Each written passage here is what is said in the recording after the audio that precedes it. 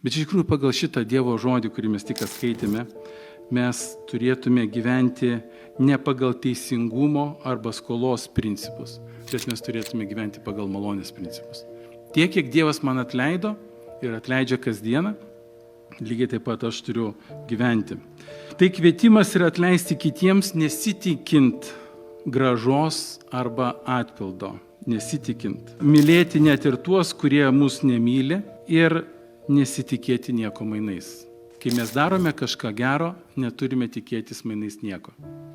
Iš tikrųjų, tai mūsų tikslas, kai mes darome kažkokį gerą darbą, turėtų mūsų geras darbas būti paslėptas. Tam, kad niekas nesužinotų, niekas nepasakytų. Ir parašyta, tėvas, kuris mato tamsoje, tau atlygins. Aš laukiu atlygio ne čia žemėje, ne tos šlovės, kurią čia mes galime gauti, bet aš noriu būti apdovanotas ten danguje.